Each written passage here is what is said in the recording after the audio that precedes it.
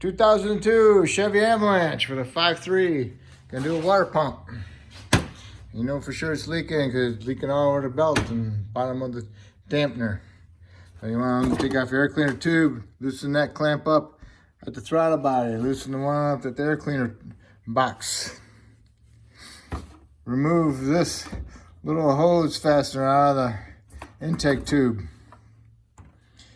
Get your screwdriver and pry this away a little bit from the throttle, from the mass airflow sensor. And you can pull this out. You have to wiggle this back and forth, pull it off the throttle body. Pull the whole thing out. Pull the whole thing out like that, okay? Next, you wanna remove your spring clamps on your upper hose. Goes over here, remove that one. They come off of here pretty easy because of the plastic. They don't stick very good. Undo your clamp here on this one. It's got that goofy looking one. You gotta push it in through one side. It takes 2 small screwdrivers.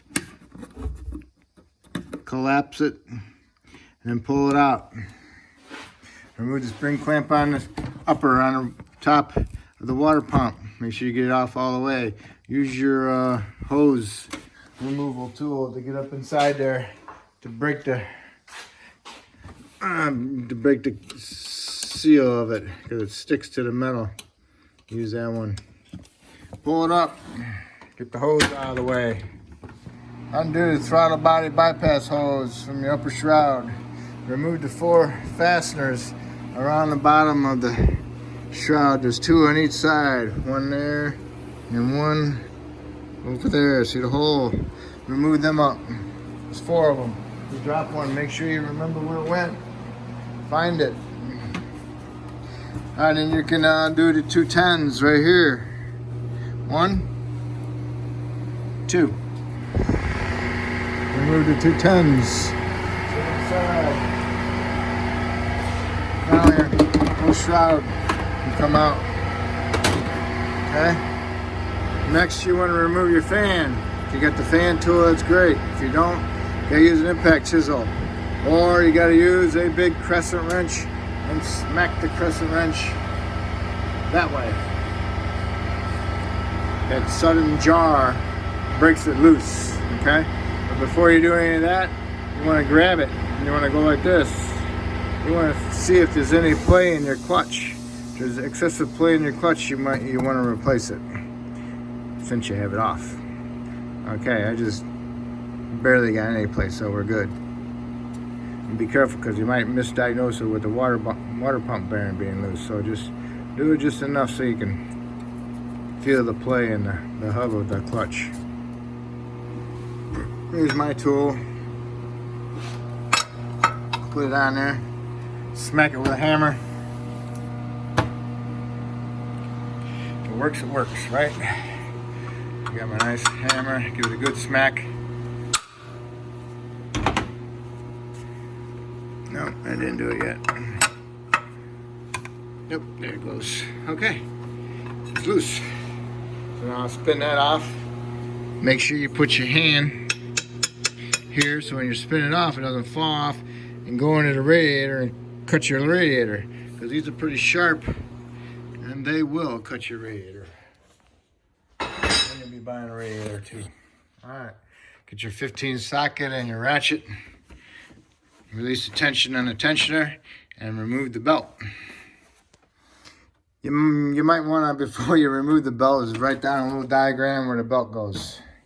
Some cars have them, some don't. Depends how old they are. Should be right here.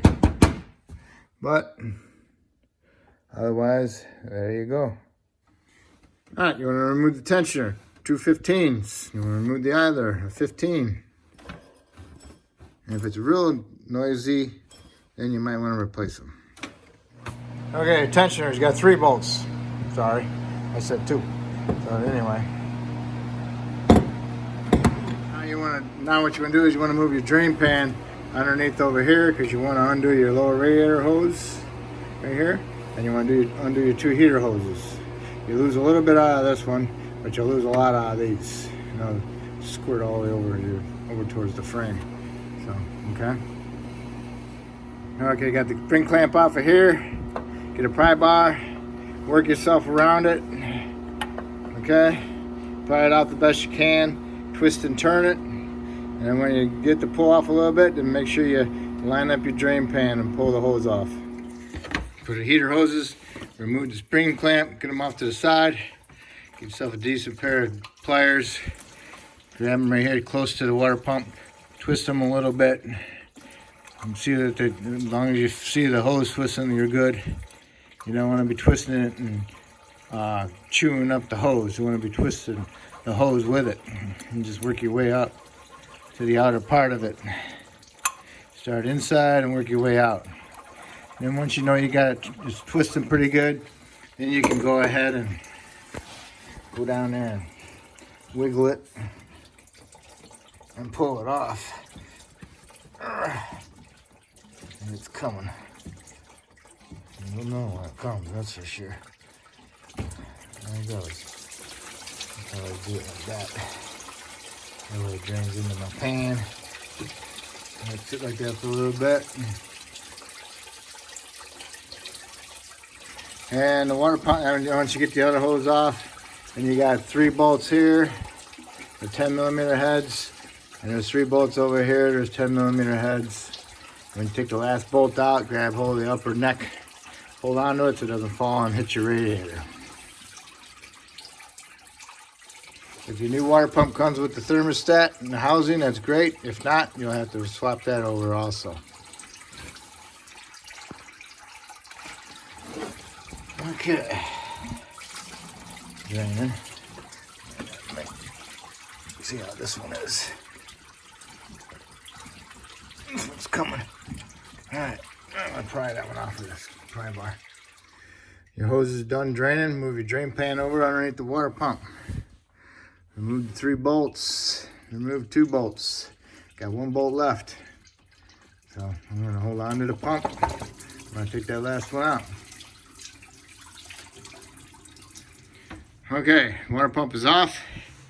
Now you need to do is get a scraper and scrape off the big stuff. Get that all out of the way.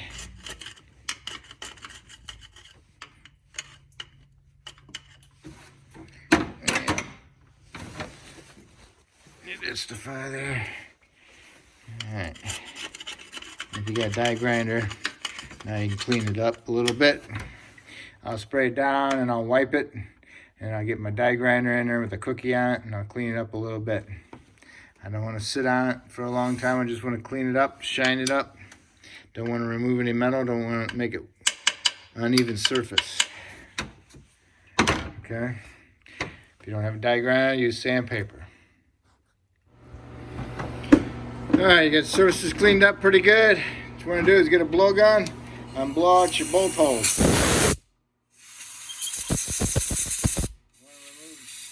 That's filled up in there, or any dirt that's in there. But if you don't clean them out,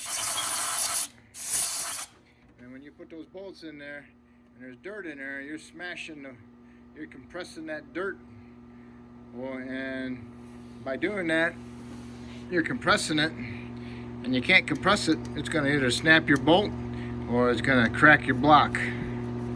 So that stuff's got to go somewhere, so blow it out prior. Okay?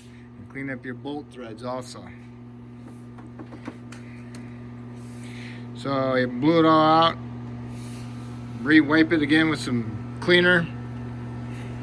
And then you can get your water pump going on there. And you see how the bolt threads, just clean them up with a little wire brush, get some of that crap off of them. I got me a Gates. I like Gates. I got this from Amazon. It's like $100. 2 days shipping. All right, so even comes with a thermostat. Is it in there? Yeah, it looks like it's in there. That's cool. All right. Now make sure these surfaces are good. Make sure you don't see no crack or an uneven machine surface, because it does happen. Okay. I'll put a little fine bead, little paste of silicone sealer on there, and then I'll put my gaskets in there with my bolts, and I'll put some on here on the other side also. Just a little bit, a light film. Okay, I'm ready. So What I'll do is I'll just pick it up like that. Pick it up like that. Everything just kind of like, you know, balance is kind of perfect, and just get a couple of them started and then just work your way around. Okay?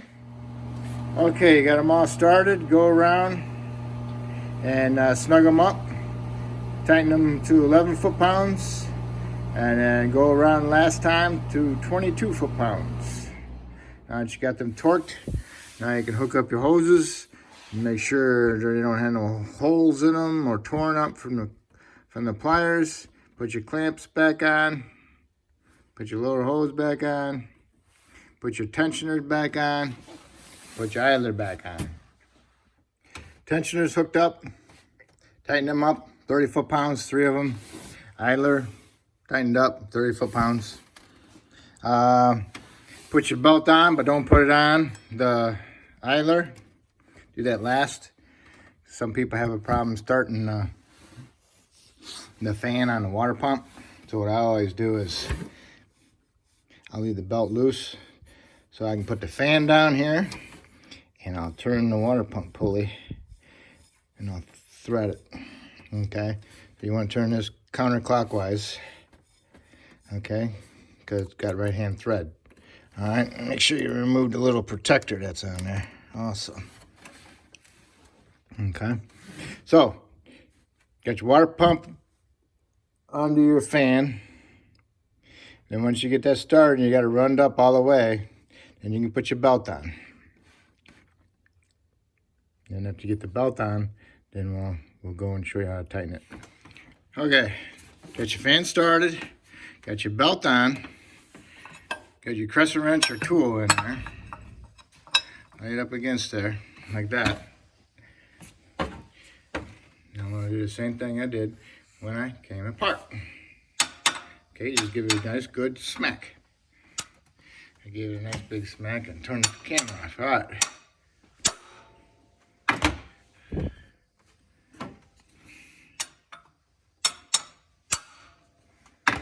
That should be good. Give it a couple good smacks and that's good. All right. And your belt's on. So now all you need to do is put your shroud on and your 4 retainers. Okay. All right, you got your 4 retainers on. And then you can turn your 2 screws. Remember, one here and one there. The bolts, 10mm head bolts. Okay, so those are done. Now you want to do is your upper hose. Okay, put that in there. Get the upper hose on, get inside of that, and put it on over here. Okay, I got the spring clamps on. If you have a hard time getting the spring clamp on over the little lip, what I'll do is I'll pull the hose off, I'll put the spring clamp over to where it was originally at, and then I'll push the hose on with the spring clamp released, you know, and then I'll release my pliers or your tool, okay? Because sometimes it's hard to get over that little lip with the spring clamp. I like the spring clamps because they always have tension on them, not like a regular worm clamp. You tighten them up and then that's it. And sometimes you just tighten them up too tight, and then they make a leak underneath where the clamp screw part is. So I like the spring clamps just for that reason. All right, this one's on. Now this one's ready. Now you just line it up with that one little hole and you push it in there. It clips in.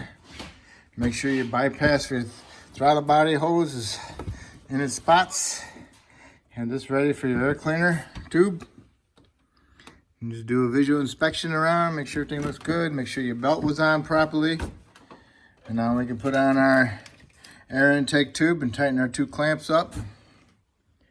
And then we can put some coolant in it. And start it up and let it run and get warmed up. All right, we're putting coolant in it and it's running. No problems.